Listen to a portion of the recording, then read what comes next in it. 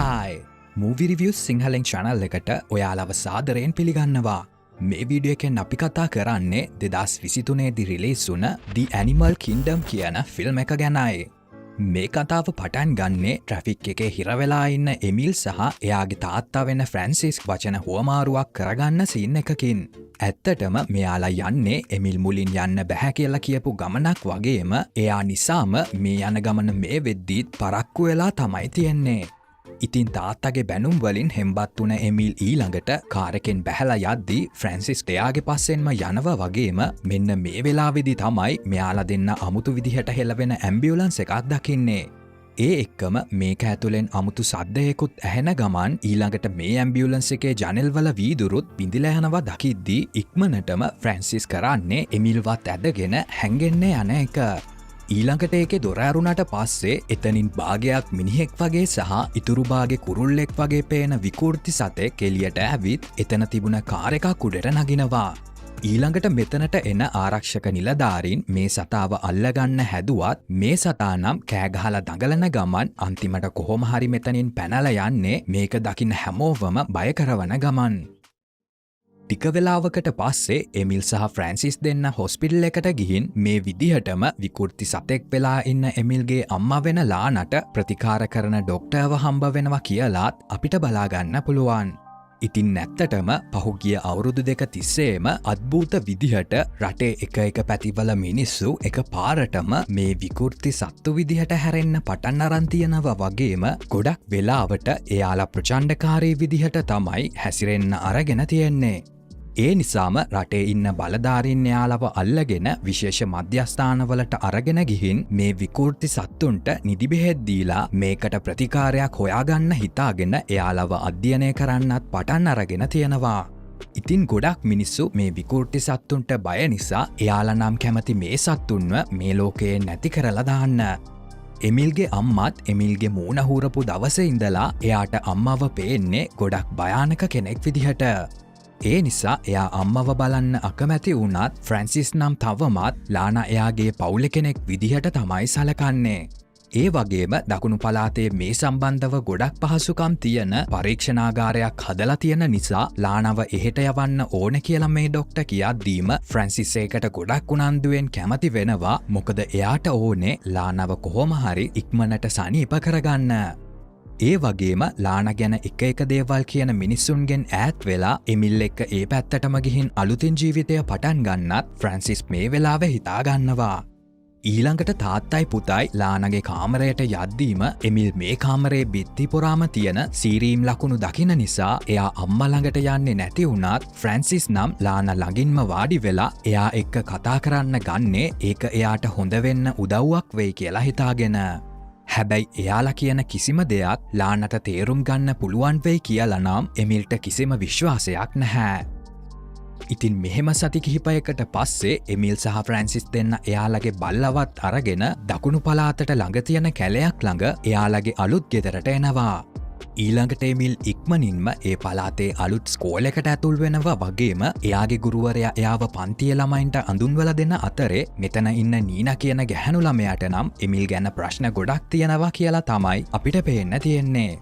ඉතින් එයාට උත්තර දෙන එමිල් එයාගේ අම්මා මැරිලා කියලාත් මේ සීරීමුනේ අකුණක් වැදිලා කියලාත් මේ වෙලාවේ බොරු කියන්න ගන්නේ ඒක ඇත්ත කියනවට වඩා ගොඩක් ලේසි වෙන නිසා. එදා රෑ ලොකු කුණාටුවක් හමන නිසා එමිල්ගේ ගෙදර කරන්ට් එක විසන්දි වෙනවත් එක්කම මේ අතරේ එමිල් ගෙදර ජනේලය ළඟට ගිහින් එළිය බලන්නිද්දී මේ ගෙදර දිහා බලාගෙන ඉන්න විකෘති සතෙක්ව දැකලා එයා ටිකක් කලබල වෙනවා.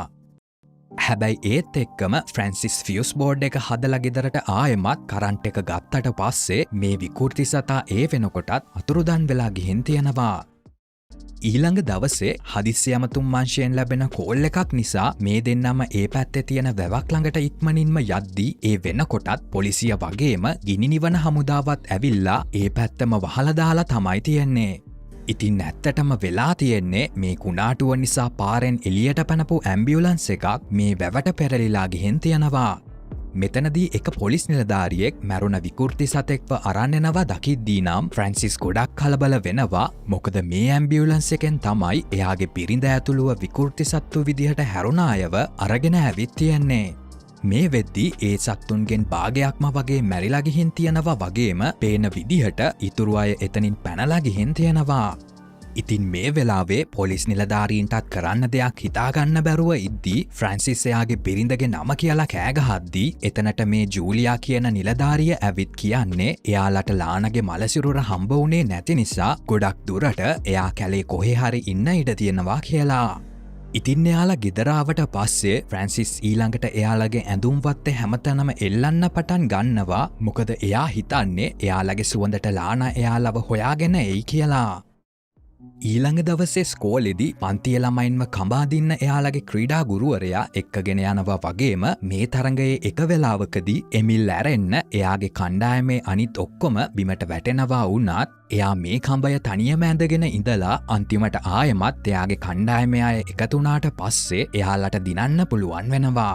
ඉතින් එමිල්ගේ මේ ශක්තිය දකින යාළුවෝ එයාට පාටි එකකටත් ආරාධනා කරාට පස්සේ මේ වෙලාවේදී Tamanගේ ඇඟිලි දිහා බලන එමිල් ඉක්මනින්ම ආපහු ගෙදරට යනවා විතරක් නෙමෙයි ඊළඟට එයා වේදනාවෙන් කෑ ගහන ගමන් නියපොතු ඇතුලේ තියෙන දෙයක් එළියට අදින්න හදනවා.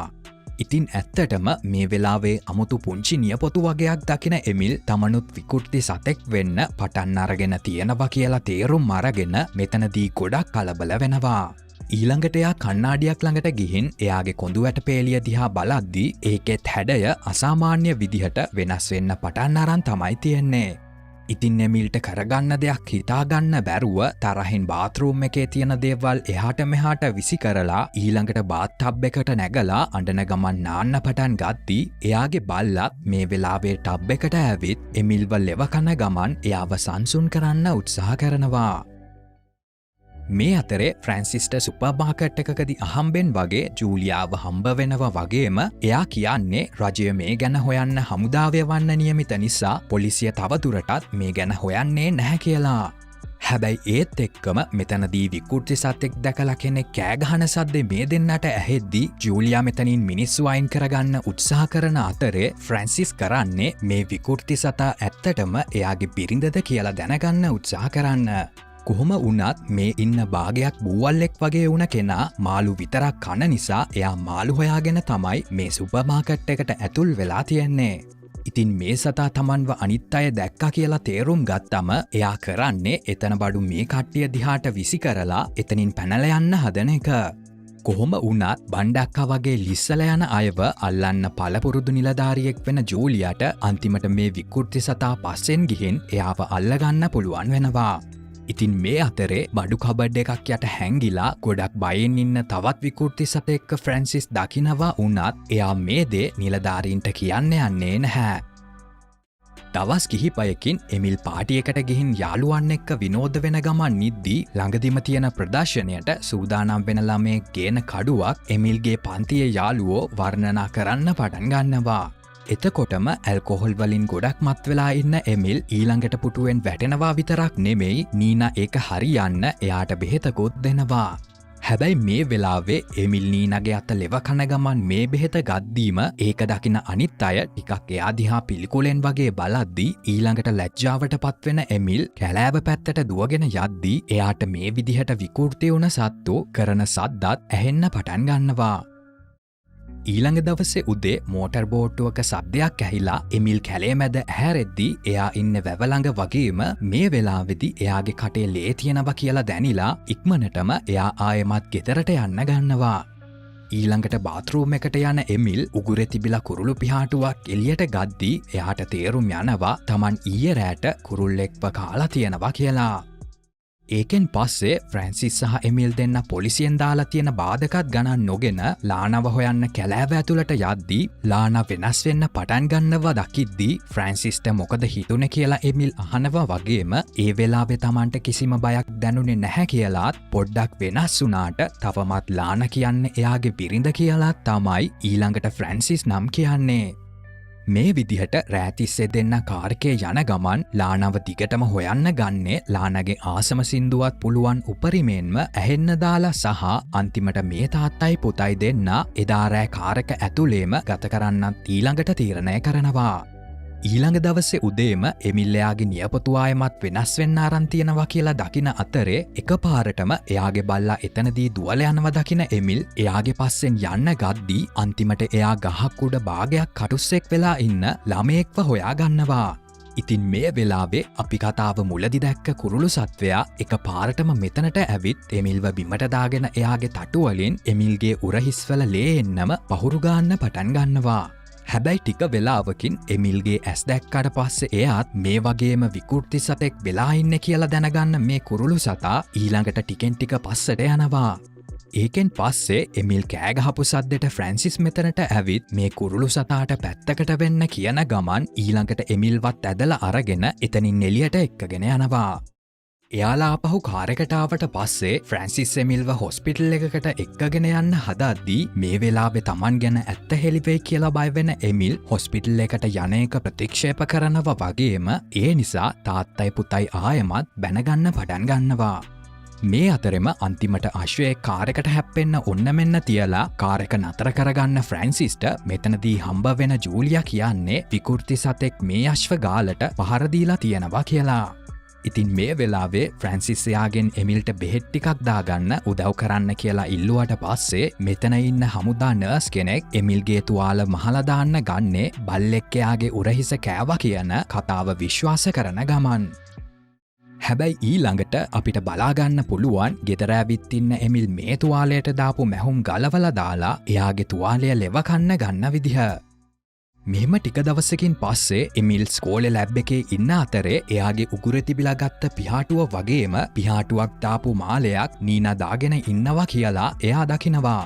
එදා පන්තිය ඉවරුණාට පස්සේ එමිල්ට එයාගේ බයිසිකලයවත් හරියට පැදගන්න ගොඩක් අමාරු වෙනවා. මොකද ඇත්තටම එයාගේ ශරීරය දැන් ටිකෙන් ටික වෙනස් වෙන්න පටන් අරගෙන තියෙන නිසා. ඉතින් නීනා මේ වෙලාවේ එමිල්ට එයාට පුළුවන් විදිහට උදව් කරන්න හදනවා වගේම එයා එමිල්ව එයාගේ ගෙදරටත් එක්කගෙන යනවා. පස්සේ නීනා කන්න දෙයක් ලෑස්ති කරන අතරේ ෆ්‍රිජ් එක අරින එමිල්ට ඒක ඇතුලේ මැරුණ කුරුල්ලෙක් හම්බ වෙද්දී එයා නම් මේකෙන් ගොඩක් පුදුම වෙනවා. ඉතින් මේ වෙලාවේ නීනා කියනවා මේ මැරුණ කුරුල්ලව එයාට පාටි එකේ තිබුණ තැන දොර ළඟ තිබිලා හම්බ වුණා කියලා වගේම එයා එතනින් එක පිහාටුවක් ගලවගෙන මෙහෙම මාලයක් හදාගත්තා කියලා. ඉතින් ඊළඟට එමිල්ට තේරුම් යනවා එයා කලින් මේ කුරුල්ලව කාලා නැහැ කියලාත් ඇත්තටම එයා ඒක නීනට තෑග්ගක් විදිහට තියලා ඇවිත් කියලාත්. පස්සේ අන්තිමට විකෘති වුණ කෙනෙක්ට කන්න දෙන්න කියලා නීනා ඒක අරගෙන තියාගෙන තියෙනවා. මේකෙන් පස්සේ එමිල් වැවට බැහැලා එයාගේ අත්වලින්ම මාළු අල්ලන ගමන් නිද්දී ඊළඟට පියාඹන්න හදන ගමන් දිගටම බිමට ඇදගෙන වැටෙන කුරුළු මිනිහව එයා හොයා ගන්නවා. ඊළඟට එමිල් එයාට කන්න මාළුවෙක් දෙනවා විතරක් නෙමෙයි මේ කෙනාගේ ඇත්ත නම මතක නැති නිසා එයාට ෆික්ස් කියන නමින් කතා කරන්නත් එමිල් තීරණය කරනවා. ඉතින් මෙහෙම පියාඹන්න ගිහින් ඇදගෙන වැටිලා ෆික්ස්ගේ ඇඟ පුරාම තුවාල වෙලා කියලා දකින එමිල් එයාට පියාඹන්න පුරුදු වෙන්න ආරක්ෂිත තැනක් තියෙනවා කියලා එයාව වැව ළඟට එක්කගෙන යනවා වගේම ඊළඟට වැවේ තියෙන ඔක්කොම අනතුරුදායක අතු කෑලි එමිල් අයින් කරාට පස්සේ ෆික්ස් එයාට ස්තුති කරලා එතන පුහුණු වෙන්න කැමති වෙනවා. එදා හවස එමිල් බයිසිකලය පැදගෙන ගෙදර යන්න හදද්දී එයාව දිගටම බයිසිකලයෙන් වැටෙන නිසා අන්තිමට එයා මේ බයිසිකලය කැලේ දාලා ගිහින් ඒක හොරු අරන් ගිහින් කියලා තමයි තාත්තට නම් කියන්නේ. ඊළඟ සීන් එකෙන් ෆ්‍රැන්සිස් වැඩ කරන බාර් එකේදී එයා කුණු විසි කරන්න යද්දී එතන පිටිපස්සෙන් එයාට අමුතු සද්දයක් ඇහෙන්න ගන්නවා වගේම එකපාරටම ෆ්‍රැන්සිස්ව විකෘති සතෙක් අල්ලගෙන එයාව බිමට විසි කරලා දානවා. ඊළඟට මේ සතාට දම්වැලක් දාලා තියෙන්නේ කියලා දකින ෆ්‍රැන්සිස් එයාව සාමකාමීව සංසුන් කරන්න හදද්දී ඒත් එක්කම තව සතෙක් එතනින් පැනලා යනවා කියලාත් එයා ඊළඟට දකිනවා. ඉතින් මේ වෙලාවේදී මෙතනට එන බාර් එකේ වැඩ කරන කෙනෙක් මුලින් ආපු සතාව මෙල්ල කරන්න ගද්දී ඇත්තටම මේ සතා මේ වැඩ කරන ගැහණු කෙනාගේ පවුලේ කෙනෙක් නිසා එයා මේ සතාව මෙතන හංගගෙන ඉන්නවා කියලා වගේම මේ සතා Movie Reviews සිංහලෙන් channel එකට subscribe කරලා නැති අයවත් හොයාගෙන ගිහින් ගිලලා දානවා කියලා ෆ්‍රැන්සිස්ට දැනගන්න පුළුවන් වෙනවා. ඊළඟට ෆ්‍රැන්සිස් එයත් එක්ක එකතු වෙලා මේ සතාව ආපහු හංගපු තැනටම දාන්න උදව් කරාට පස්සේ එතනින් කලින් පැනලා ගිය සතා ලානා වෙන්න ඉඩ ඇති කියලා හිතන ෆ්‍රැන්සිස් ඊළඟට කැලෑව පැත්තට යද්දී මුලදී ටිකක් විතර පරිවර්තනය වෙලා හිටපු එයාගේ බිරිඳ මේ වෙද්දී වලහැක් විදිහට හැරිලා කැලේ පැත්තට යනවා කියලාත් එයා මෙතනදී දකිනවා. ඊළඟ දවස්සේ ස්කෝලිදි දවල් කෑම කනගමන් නිද්දී එමිල්ට අමුත්තක් දැනිලා බලද්දී එක පාරටම එයාගේ දතක් ගැලවිලා වැටෙනවා. ඉතින් මේ දේ දිහා අනිත් අය පිළිකොලෙන් බලද්දී එමිල් තමන්ගේ කිරිදතක් පැටුන වගේ තමයි මෙතනදී රඟපාන්නේ. ඊළඟට එදා හවස පියාඹන්න පුරුදු වෙන්න ගිහින් ටිකටම වතුරට ඇදගෙන වැටිලා පොඩි විවේකයක් ගන්න ගමන් ඉන්න ෆික්ස් ළඟට යන එමිල් එයාගේ තුවාල බලන අතරේ ඊළඟට ෆික්ස්ගේ මූණේ දාලා තියෙන බැන්ඩේජ් එකත් එයා අයින් කරනවා. ඉතින් එතකොට තමයි එයා දකින්නේ ෆික්ස්ගේ වැඩෙන හොට අයින් කරන්න වෛද්‍යවරු කරලා තියෙන සැත්කම කොයිතරම් දරුණු එකක්ද කියලා. ඒ අතරේ එදා හවසම ලානව හොයාගන්න උදව්වෙන්න ජූලියාත් ෆ්‍රැන්සිස්ට උදව්වෙනව වගේම මේ යන අතරේ එයාලට පොලිස් වාහනයක් හම්බ වෙන හැම වෙලාවකම හැංගෙන්නත් සිද්ධ වෙනවා. කොහොම උන්නත් අන්තිමට එයාලට එක විකෘති සතෙක්වත් හොයාගන්න බැරි වුණත් එමිල්ගේ බයිසිකලය දකින ෆ්‍රැන්සිස් නම් මේ වෙලාවෙ පුදුම වෙනවා. ඒකෙන් පස්සේ ආපහු ගෙදර එන ෆ්‍රැන්සිස් බාත්රූම් එකේ බටේ බ්ලොක් වෙලා කියලා දැකලා ඒක සුද්ධ කරන්න බටේ ගලවද්දීම එයාව ෂොක් කරවන ගමන් දකිනවා ඒක ඇතුලේ ලොම් සහ නියපොතු කොටස් තියෙනවා කියලා. ඉතින් එමිලුත් විකෘති සතෙක් වෙන්න පටන් අරන් තියෙනවා කියලා තේරුම් ගත්ත ෆ්‍රැන්සිස් ඊළඟට එමිල් ගෙදරාවට පස්සේ එයාට නියපොතු සහ බයිසිකලය පෙන්නනවා වුණත් එමිල් මේ දේවල් පිළිගන්න කැමති වෙන්නේ නැහැ. ඊළඟට ෆ්‍රැන්සිස් ගෙදර දොර ලොක් කරලා කියනවා එමිල් ඇත්ත එලි කරනකන් එයාට ඇතුළට යන්න දෙන්නේ නැහැ කියලා. ඒත් එක්කම එමිල් එතනින් පැනලා යන්න හදද්දී මේ දේවල් අදහගන්න බැරි වුණත් ඊළඟට ෆ්‍රැන්සිස් එයා පස්සෙන් දුවලා ගිහින් එයාව බිමට තල්ලු කරලා දාලා එමිල්ව තදින්ම බදා ගන්න ගමන් කියනවා ඕනෙම දෙයකට තමන් එයා එක්ක ඉන්නවා කියලා. ඊළඟ දවසේ උදේ එමිල් හැඳි ගෑරොප්පු පැත්තකින් තියලා සතෙක් වගේ කෙලින්ම පිගානෙන් කන්න ගද්දී ෆ්‍රැන්සිස් එයාට උදව් කරන ගමන් ලානගේ බෙහෙත් එමිල්ට දෙන්නේ එමිල් පන්තියේ ඉද්දිවත් එයාගේ මේ හැසිරීම් පාලනය කරගන්න පුළුවන් වෙයි කියලා හිතාගෙන. ඊළඟට එමිල්ගේ කට ඇරලා බලන ෆ්‍රැන්සිස් දැනට උල්දත් තියෙන්නේ පිටිපස්සේ විතරක් නිසා අනිත් අයට ඒව පේන්නේ නැහැ කියලාත් තහවුරු කරගන්නවා වගේම දරාගන්න බැරි සද්ද ඇහෙන්නේ නැති වෙන්න එමිල්ගේ කන් පුළුන් වලින් වහලා ඒව පේන්නේ නැති වෙන්න කොණ්ඩේ දාගන්න කියලා කියන්නත් ෆ්‍රැන්සිස් අමතක කරන්නේ නැහැ. ඊළඟට රෝම අයින් කරන ක්‍රීම් එකක් ගාලා එයාගේ ඇඟේම රෝම අයින් කරන විදිහත් අන්තිමට ෆ්‍රැන්සිස් එමිල්ට කියලා දුන්නට පස්සේ එදා හවස එමිල් එළිය ඇවිදින ගමන් නීනා එක්ක ෆෝන් එකෙන් කතා කරනවා. පස්සේ එයා නීනට හයියෙන් කතා කරන්න කියද්දී එමිල්ට මෙතන ඉඳලම නීනගේ කටහඬ ඇහෙන එක ගැනත් එයා ගොඩක් සතුටු වෙනවා. ඊළඟ දවසේ ෆික්ස්ව බලන්න යන එමිල් හොයා ගන්නවා දැන් ෆික්ස්ට කතා කරන්න බෑ කියලා සහ දැන් එයාට කුරුල්ලෙක් වගේ සද්ද කරන්න විතරයි පුළුවන් වෙන්නේ කියලා. ඉතින් එමිල් ෆික්ස්ව බදාගත්තට පස්සේ එයා ගහකට නැගලා ඒකෙන් බිමට පැනලා ඒ ගමන්ම පියාඹලා පෙන්නනවා වගේම එයා ඒකෙන් විනෝද වෙනවා කියලාත් අපිට බලාගන්න පුළුවන්. ඊළඟට එමිල් එයාගේ තාත්තා වැඩ කරන තැන තියෙන උත්සවයකට ගියාට පස්සේ එමිල් ඇත්තටම හැංගිලා ඉන්න ඕනේ කියලා හිතන ෆ්‍රැන්සිස්ට නම් එයාව දැකලා ගොඩක් තරහ යනවා. ඉතින් මේ දෙන්න තරහින් බැනගන්න එක ඉවර වෙන්නේ එමිල් තාත්තගේ උරහිසත් හපන්න අරගෙන. අන්තිමට ෆ්‍රැන්සිස් කතුරක් පෙන්නලා තර්ජනය කරාම තමයි එමිල් මෙහෙම හපන එක නතර කරලා දාන්නේ. ඉතින් මේ සිද්ධියෙන් පස්සේ තමන් ගැන ගොඩක් කලකිරෙන එමිල් මෙතනින් පිට වෙලා යද්දී එයාට අහම්බෙන් වගේ නීනව හම්බ වෙනවා වගේම ඊළඟට මේ දෙන්න කතා කරන ගමන් ඉරිඟු වගාබිමක ඇවිදින්න ගියාට පස්සේ මෙහෙම කවුරුත් නැති වගාබිමක තනි වෙන මේ කපල් එක ඊළඟට ආදරය කරන්න පටන් ගන්නවා. ඉතින් මේ වෙලාවේදී එමිල් එයාගේ ටී-ෂර්ට් එක ගලවද්දී එයාගේ ඇඟේ තියෙන රෝම සහ වෙනස් වුණ කොඳු ඇටපේලිය නීනා දකිනවා වුණත් මේ වෙලාවේදී තමන් ඒක ගැන කලින් ඉඳන්ම දන්නවා කියලා කියන නීනා එමිල්ගේ මේ වෙනස් වීම ටිකකටවත් ගණන් ගන්නේ නැහැ. ඊළඟට යාලා ආපහු උත්සවය පැත්තට ගියාට පස්සේ බාත්රූම් එකට යන එමිල්ට එයා කලින් නීනා එක්ක වගාබිමේ ඉද්දී ඒක දැකපු යාළුවෙක්ව හම්බ වෙනවා.